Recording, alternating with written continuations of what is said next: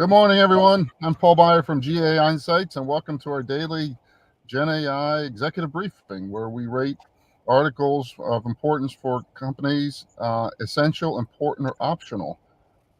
Today's briefing is sponsored by GAI Insights and will be led by Tanya. Thank you, Paul. Welcome, everyone. So we have 7 very interesting articles again to review today. We're going to be covering humanoid robots like Ankash just posted.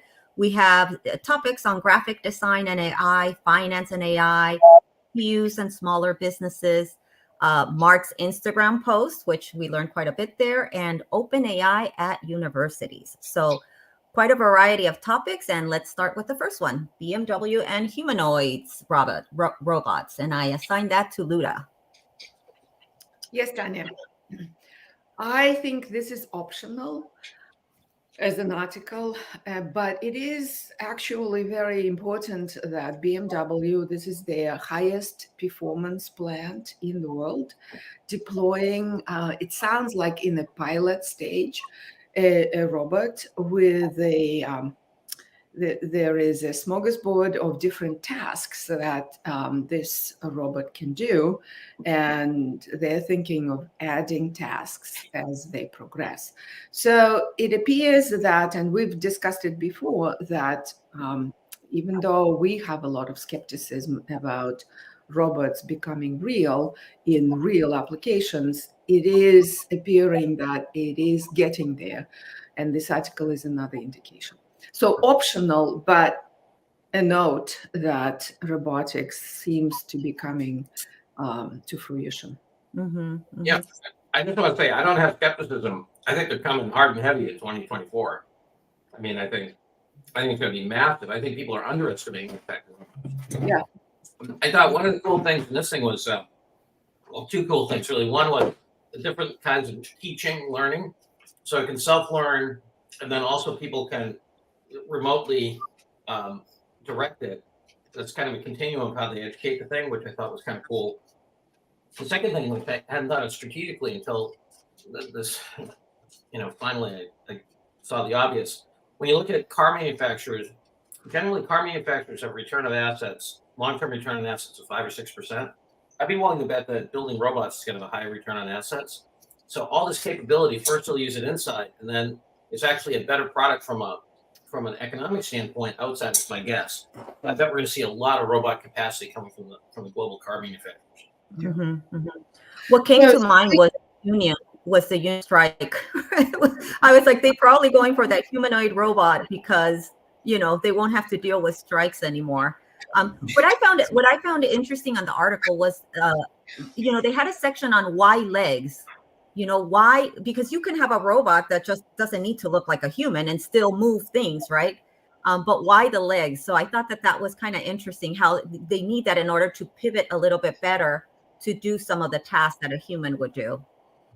I would remember there was an research article, where generative AI was asked to create a form of a robot, and there were no legs, and they could do a lot of dexterity. So it's dexterity that they are after, and different types of dexterity in this particular case than what General Dynamics and the likes were doing, because those were focused on military, complex terrain, yes. quick movements and stuff like that. This is very different. This is like take a thing, so the ability to have the fingers move very well, and in the very local vicinity move very well. So it's dexterity for specific tasks that they are after. It's a different type of robot, and in that case, I found a lot of significance in this use case. Maybe we want to put it as important, but for the overall, it might be optional. So I don't know. I'm interested in others' opinions. Optional for me.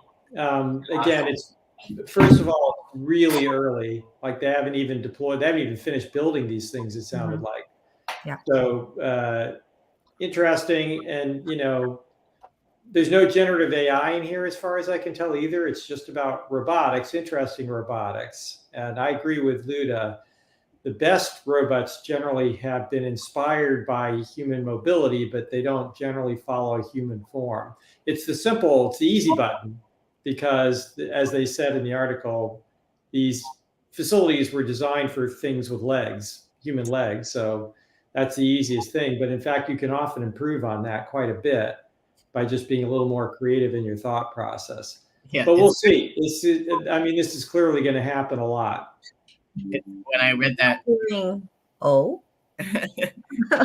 so I think one point to expand on what Tim said, they talked about how why are we designing them in the form of a human overall, and it's because we've built work for humans, but it harkens to the reinvent the process rather than plug something into existing process to actually optimize it, right? So hopefully at some point, we'll go even farther than this. But one thing I would note is that the clickbait media has been just fixated on these things in the consumer area, but manufacturing automobiles have spent hundreds of millions of dollars already on robotics on dedicated tasks. So the fact that you've got a company that's already adopting robotics, finding an ROI for this is notable, but I'd still put it optional. Yeah, I think it's optional. The thing I think is kind of cool though is so many car companies are nation state issues. Like, the Koreans put Kia and those guys into business, right? And now you have all this capacity. So it's going to be, I think, I predict massive robot capacity that you haven't seen before. Coming off that auto base, and then as long as the return on assets is higher than 5%, which is not great, it's going to make economic sense. I want to also note that this startup figure raised 70 million just in the spring, March or May, somewhere there, right? And here we go, right? They are putting it in BMW, the best performing plant in BMW. That's also significant. Quick, fast. So we're that's talking about it an awful lot and to rate it optional, but it's a fascinating topic. So maybe we'll say it's optional because the product is not yet in production, but important as a trend. How does that sound? Adam's trying to get in. Sounds good. All right. Tanya, I think Adam was trying to get in. Oh, so sorry. Adam, go ahead. Yeah, thanks. No, I'm super bullish on robotics. I think I've been the one probably most optimistic about how quickly this is coming. And I'll add to this. It was just, I think, yesterday as well, Elon Musk was talking about his prediction by the 2040s, there'll be 1 billion robots. So you're talking about this going into manufacturing. The areas to look at are any tasks that are repetitive, dangerous, or boring. That's as he characterized it. And this is a great example of where probably in this use case, it's going to be a lot of repetitive tasks. But that's a good way to sort of frame your mindset around all of these manufacturing use cases and all of these different construction use cases. And like 1 billion, like almost, one robot for every 7-8 humans. It's going to be an extraordinary growth curve. Yeah. Yeah.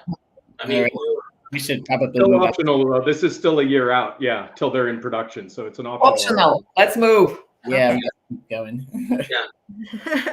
We'll have to have a session, a morning, just to talk about robots. I can share my manufacturing experience when I was on the production line. So this was okay. We're definitely going to have a robot. Yeah. That's why I assigned it to you, because I remember you mentioning that background. All right. So Adam, thanks for sharing the post early with us last night. And why don't you get us started on this one in the rating for Mark's Instagram post? Yeah, so I'll try and roll up the news. So the big powerful GPU computes that are being used right now are known as H100s, and he's announced he's buying another 350,000 of those. That's estimated to be a tune of about $10 billion. He's investing, and he's also consolidating the two AI branches within Meta, which will give a total combined compute, as it says there, of roughly 600,000 H100s. So it's just, it's an incredible effort in terms of doubling down on the importance of this, the whole space. I would consider this news important, given the size of it. But if it were a smaller investment, like literally even to the tune of $1 billion, I'd probably say, well, yeah, it should be expected that he's continuing to invest in it. It's just the size of this one particular deal that I think makes it worth paying note to. But honestly, I don't know how much Meta's impact will be directly on our target audience either. So I'm honestly on the fence between optional and important. I thought that the GPU investment is notable.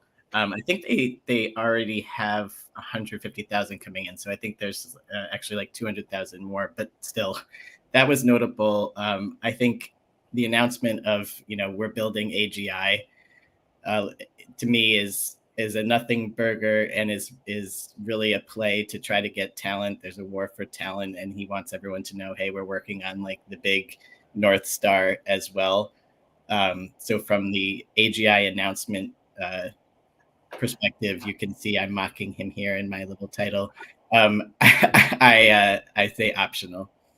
But one thing I would note is that we were told the Vector Institute's one of the most successful public-private partnerships in AI, $30 million, and their strategy was to find one AI expert and give them tons of GPU to attract talent.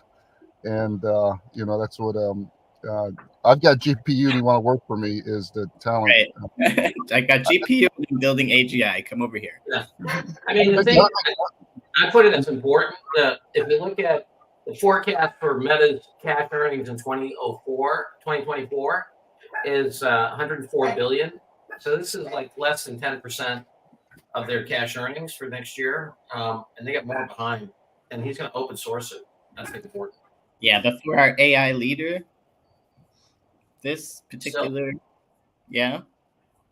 my opinion, one man's opinion. It's interesting to me to note that consumer brands, Twitter, X, and Facebook, both making big plays to get in the head of the AI races. Apple's hovering out there as well, and they just haven't. Mm-hmm. Yeah. You're the ultimate arbiter. I say optional for now. I think we're about tied. No, Tim just came in. I think he broke the tie with optional. All right, we're going to go with optional on this one. Thank you. The next topic we have is OpenAI at universities, Arizona State University. And John, with your background in education, Sure. Being in academia. Yeah, no, I know Mike Crow a little bit. He's the president over there. They've done amazing stuff at ASU. I'd say that's at least important. He's done things like taking the cost for in-state tuition for folks to $3,000. He thinks if we don't decrease the cost of higher education, we're going to have a revolution in the country, among other things. And I think it's fantastic. And they've got a huge base. They've got all kinds of corporate relationships. They're very close to a bunch of folks in Silicon Valley. There's a dear friend of mine, Ellen Levy, who works with him a lot. And I think this is important. Having a child heading into college, a senior in high school, yes, I had no idea tuition could be that expensive. So whatever we can do to bring costs down, I appreciate it. Does anyone else have a comment on this article? I'm team optional because it's use cases again, but the fact that a university is opening up to it, there was all of this sort of, I guess, scrutiny and debate about using it within the education system for cheating and, that whole debacle, right? I find it interesting that universities now feel comfortable coming out saying that, hey, we're going to use this within education, we're going to embrace it. So I feel like anytime a university is really embracing it at this point still, it's interesting. But yeah, I could be swayed either way, either important for that reason or optional because of the use cases again. I was with you, Amanda, that it is optional. I agree with John that for the general public and general impact of society, this is a very important move, right? But for our audience as a use case, I don't know whether it's. I hear you, but ASU partners they have a huge thing with Starbucks. They have Starbucks University. ASU is an organization that large corporations can partner with and go drive whole new kinds of. ASU is a different animal. I would agree. They have been voted. Just to finish the thought. Sorry, Ken. Yep. They have been voted by other college presidents as the most innovative university in the country, like year after year. Mm-hmm. Okay. Yeah, I agree. I think it's worth some attention because ASU is a different kind of place, as John says. They do a lot of work in technology with corporations. It's also, I think, interesting because it's unclear. I don't think anybody does a good survey of who's doing what at university levels with what platforms. So, but this is big for OpenAI because of ASU's position in the industry. They're basically getting free training for a whole bunch and free research for a whole bunch of people who are then going to be partnered with all these big corporations. It's going to be a good feeder for them. You betcha. Yeah, I'll make a few cases for important. I think from a strategy standpoint, this is a great example of an entrant trying to be Gen AI and radically change a cost structure in industry. So I think people should, that would be notable. I think the other thing, I just watched the guy who runs Khan Academy talking about how revolutionary this is for everyone having their own tutor. So I think as John and I were on a call earlier this week where a company has 30,000 employees. They're trying to figure out how do we scale Gen AI training for 30,000 employees. They may lead some of the scalability that actually works from an engagement standpoint. I think we're going to move with important, but the other thing that came to mind with this is from a marketing strategy. I mean, they're doing what Google did, when they became the de facto application for elementary school. If you guys remember, they were offering that for free, and now those kids are now already in college. So kind of getting into that education field first is actually a pretty good move on OpenAI. But and Tanya, you're too young, and Apple before them. Yes, so important it is. All right, let's move to number 4, which is this interesting little gadget that is really taking over the world. I guess I'm going to have to buy one if I can get on the list. So Rabbit and David. Yeah, actually, it's funny, Tanya, when I saw that you assigned this to me, I chuckled because I had been considering buying this. And then when I saw this article come up, and not because of the Perplexity partnership, but I did buy one. Good. So we'll get to play with one. If no one else has, I'll bring it on the show. Obviously, it doesn't come out for a couple months, but I obviously the last time we talked about this, we said it was important because obviously the ability now to kind of like use all of your apps that you have without having to go into the app and do it with natural language it's new, it's cool, it's kind of maybe disrupting the phone space. I don't think so. We'll probably still need the phone for now, but I guess I would call it important only because if you missed this, you want to make sure that you're aware of it. But, if you knew about it already, this particular announcement with Perplexity, I mean, it feels like Perplexity kind of seeing that this was the hot item at CES. Everybody's talking about it. Let's get in on this and get some more publicity. And obviously, it's good for Rabbit as well. The pro plan is $20 a month, so you're getting a $240 value, and that's good. But so I'd say important only because just want to keep this in everybody's radar, and it's important because I bought it. David, I'll jump on the other side, David. I'll define it as a triple nothing burger, and I'll buy you a steak. Well, I'm team nothing burger. Go. Yeah, I know it's optional. No. But we called this phenomenon important last time we talked about it. We did. Yeah, yes. if I may, I think I think in the short term this is a nothing burger. I think it's still optional. It was on the 11th. I just went back and looked that they sold the first 10,000 on day one. They've basically been releasing them in blocks of 10,000 and selling out immediately on all of them. This is just going to mean they're going to sell more of them because the $200 is basically given back as a value add, which builds into their ecosystem. And it's an interesting model, but the reality is I think they are very, very vulnerable. It's a cool gadget right now, but by the time this really comes to market and has true utility built into it, they're going to get eaten by all of the other handsets out there that are integrating all of this same functionality right now. I just don't see, I think it would be really cool to have one. And I think we need to stop talking about this space because right now it's just a bunch of hype about them selling 10,000 more of a new untested handset that hasn't even come to market yet. This is what optional. makes it attractive though? Because I mean, to me, Yeah, it's kind of it's hard to think that I'll attractive. go to that instead of my phone. Like, Is it to give it to younger kids so they You don't can't have use this instead of your phone right now. Not as I understand it. That's not the It doesn't have the capability. It's like they're starting all over, building an app store and an iOS and a new mobile device from scratch. But it has AI built in. Why don't you start with the handset and just put the AI in it? I think they're gonna lose the race in the long term. The purpose is not to replace the phone, and I'm sure you're right that they may be overtaken, but hey, they're pushing the hands of the other companies to move a little faster. I think that to do a consumer thing, you have to have 100 million volume to do successful here, and to think that the implicit assumption is that people want to carry a smartphone around and this, I find ludicrous. Yeah, I vote optional. Yeah, I'm with David. I think, we're a bunch of old fogies who are used to universal devices. I think we're going to see a whole flurry of new knowledge appliances and stuff that's just going to. And again, guys, consider our audience. For them, this is, unless it is in a specific application that is not relevant even.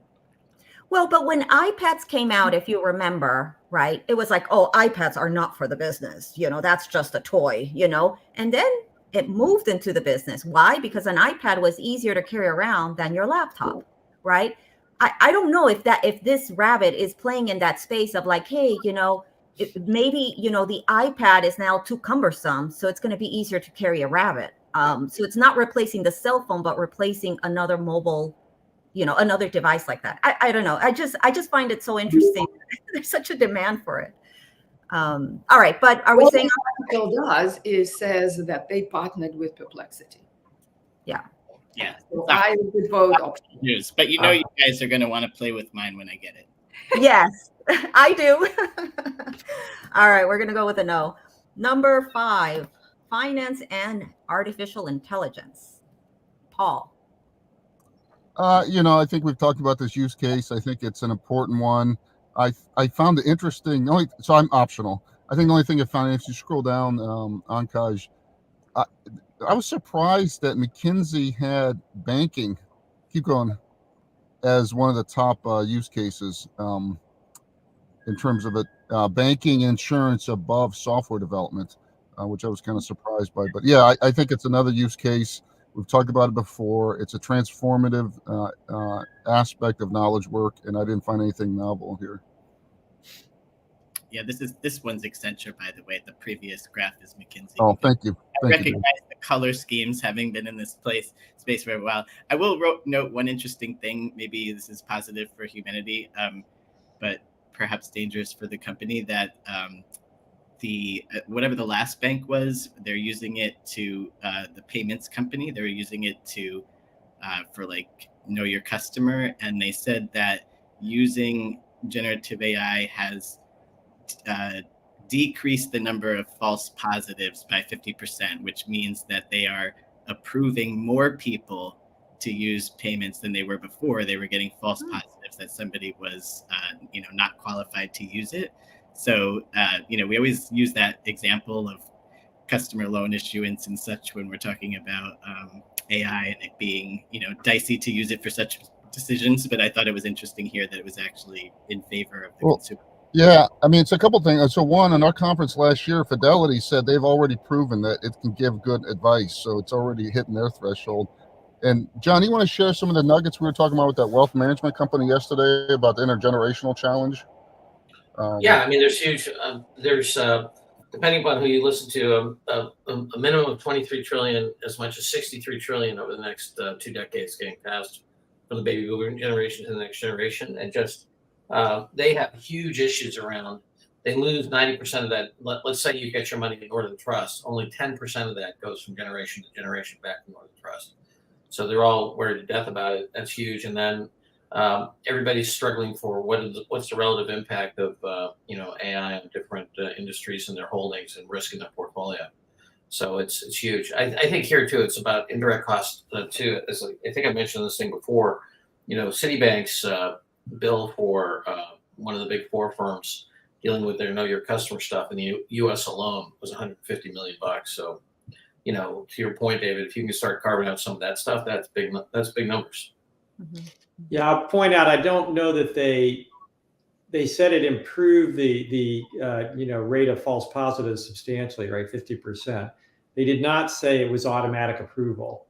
So to me, I read that as there are less investigations needed by human beings. So a lot of efficiency gain, but not automatic approval. I didn't read. All right. But overall, optional. Yeah. Okay, so we're going with Optional. optional. Okay, thank you. Next one is graphic design and AI. And Adam, I know you got a lot of experience on that, but I also put Tim on this. So let's hear both of your comments here on this article. Go ahead, Tim. I rate this as optional. It's really interesting. Another one of those interesting articles to read by an interesting group, but this is basically a funding announcement. There are a long ways from delivering product at this point. It's an increasingly important space, which is control over image generation. We've already talked about a couple of companies that are offering this kind of control, where I think it was Midjourney that first came out and said we can adhere to style guidelines, brand guidelines. That's really important if this thing is going to get into enterprises, because they can't just keep iterating on random images. They need to be able to say, I need you to follow these style guidelines, these color guidelines. When I say I need this type of person doing this type of thing, I really need that type of person doing that type of thing, not some random generation that might be creative and interesting, but is not relevant to my brand. So if they're successful, this is going to be a big deal. All these are there's several firms doing this. It's going to be a big deal in bringing this stuff to enterprises that are doing graphical design for brands. But way out now. I think it's optional, and especially given the timeline, they're going to get eaten by Canva. They're going to get eaten by pretty much anyone that Adobe's going to be offering this kind of capability soon enough anyway. Right. I think they're very vulnerable. They're in a market that's easily integrated into existing products. The news is optional, especially for our target. And I will say, I take offense that these companies keep trying to act like this is not going to affect jobs. Here they say, "Oh, this is right. This is small companies that can't afford design help or whatever." No, big companies are going to use this too. This is going to affect graphic designers. I mean, if you're a graphic designer and you don't already realize that, there's going to be fewer of you at places soon, then you're falling behind. So make sure that you know how to use these tools if you're a graphic designer. Number one, so that you can probably be one of the people that stays, and also perhaps start widening your skill set. Right. I think you have to add skills. You're going to do different things, get more strategic, and do less of the point and click kind of detail stuff. Yeah, what we said earlier, the repetitive, what were the three things, Adam? Repetitive, dangerous, and for the robots? Boring. Yeah. And boring. Yeah, so the repetitive and boring can be removed from graphic artists. All right, good. So we're going to go with optional on this one. And the last one of the day is GPUs and smaller business, supporting smaller businesses. And I have that for Amanda and Tim. Go ahead, Amanda. Yeah, so I was going to say this teeters on optional and important, which I feel like I'm finding those kind of articles a lot lately. Because again, it's talking about those H100 GPUs. It's slightly technical for the audience, just really digging into that. But what I find interesting about it is that they're kind of at least claiming, I don't know if it's a sales pitch or what, that smaller businesses can take advantage of these higher level of GPUs, right? So I think that's interesting, and that's something for our audience in the small business space, that maybe if you don't have a really huge budget, right, you could still play in this area. So I think that's what I'm teetering on the important for that part of the article. Yeah, I would probably lean more towards the optional side. It is, I hear what you're saying, and I think SMBs are going to benefit from this technology as much or more than large enterprises over the long run. Mostly this is just yet another feeds and speeds company saying, I've got some H100s and I've virtualized them, technical term, but I can split them up. What they've really done is like we've done with all other kinds of processors for decades now, I can split them up and give you a slice of one at a much lower cost. So that's valuable, but it's nothing that Microsoft and others won't be able to do as well. The real issue is it just means there are more H100s getting out there in general. But I'd say optional. You know what called my attention in this article is the line that they said there are a lot of startups in the space, and those startups are getting quite a bit of funding, and they need to have access to this power, and they're a small business in a way. So, you know, I thought that target audience for this was important. But overall, I agree. It's an optional because most of our audience for these sessions are the mid-market. Yeah. And I got to tell you, I think that's as much marketing hype as reality. I don't think they didn't list any customers. I think they're just trying something different. But the reality is that for the most part, training any model, you need as much of these as you can get. If you're really going to do this, it's not about slicing one down. It's about getting as many as you can. Or at the other extreme, you don't need any at all. We've read about a lot of these small models where you can run them on a laptop. You don't even need this kind of horsepower. So they're hoping that there's something in between, and there probably is. But I'm thinking mostly it's hype right now. Yeah, I put it as optional. As an investor, I wouldn't touch this company with a 10-foot pole. Trying to estimate how you price these, leases and all that other stuff in a market where the cost of the chips is all over the place and you have competitors in performance. Good luck. These are very brave investors who are back in this. You can already get H100 rentals through Google Cloud, Amazon Web Services, and a half dozen other vendors. This is very optional news. Right. Very double, triple optional for me because you can get to it through other means already. Oh, it is. All right. So we completed our review. Oh, sorry, Paul. Yeah, we completed our review just to kind of summarize. So almost everything was optional today, with the exception of the OpenAI and universities, which we made that important. No essentials. So back to you, Paul. Well, great. Well, thanks, everyone. We're slipping to 32 minutes, so we'll keep working on tightening up our discussions. But I appreciate everyone's discussion. We had 2 guest raters this week. A lot of good feedback on that. And I know Dave and others are thinking about how we can continue to expand that. So have a great day and a great weekend, everyone.